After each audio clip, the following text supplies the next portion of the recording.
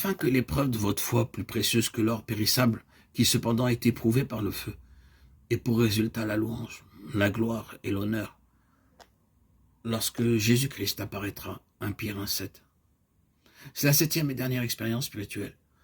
Je te conseille d'acheter 2 mois de l'or éprouvé par le feu, afin que tu deviennes riche, et des vêtements blancs, afin que tu sois vêtu, et que la honte de ta nudité ne paraisse pas, et un collier pour oindre tes yeux, afin que tu vois. Apocalypse 3, 18.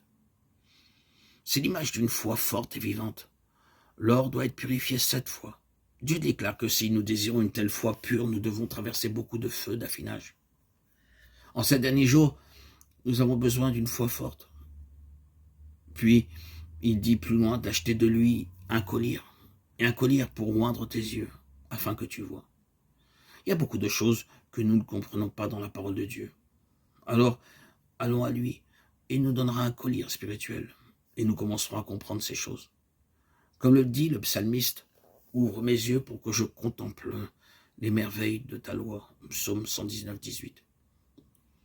Nous avons là ces 7 expériences simples. La première, c'est l'amour. La deuxième, souffrir joyeusement, sans murmurer. La troisième, la séparation d'avec le monde. La quatrième, se libérer des traditions, des coutumes, des rituels, des cérémonies humaines. La 5e consiste à veiller pour être prêt pour sa venue. La 6e, c'est d'entrer par les portes ouvertes et apprendre à gagner des âmes pour le Seigneur en découvrant celles qui sont préparées par lui.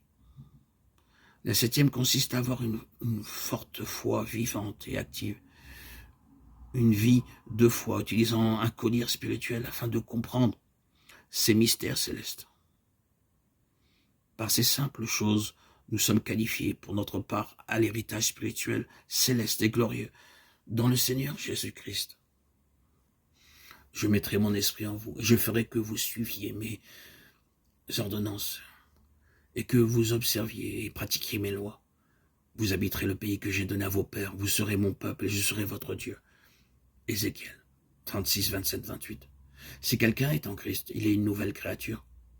Les choses anciennes sont passées, voici toutes choses sont devenues nouvelles. 2 Corinthiens 5, 17. La première partie du verset 18 est très importante et tout cela vient de Dieu. Il ne dit pas si quelqu'un est chrétien, mais si quelqu'un est en Christ, il est une nouvelle créature. Si quelqu'un est en Christ, les choses anciennes sont passées. Voici toutes choses sont devenues nouvelles. Quelles sont ces choses nouvelles? Je vous donnerai un cœur nouveau, je mettrai en vous un esprit nouveau, j'ôterai de votre corps le cœur de pierre, et je vous donnerai un cœur de chair. Je mettrai mon esprit en vous, et je ferai que vous suiviez mes ordonnances, et que vous observiez et pratiquiez mes lois. Ézéchiel 36, 26, 27. C'est la première chose qui survient. Je mettrai en vous un cœur nouveau. Le premier grand changement qui s'opère en une personne qui a reçu un cœur nouveau, c'est qu'elle aime les choses célestes. La deuxième chose que Dieu nous donne, c'est une bonne conscience. Toutes les souillures causées par des pensées et des actions pécheresses doivent être lavées par le sang de mon Seigneur. Cela se vérifie par de la hardiesse et de la liberté dans sa présence. Hébreux 4, 16 déclare « Approchons-nous donc avec assurance du trône de la grâce, afin d'obtenir miséricorde et de trouver grâce pour être secourus dans nos besoins. »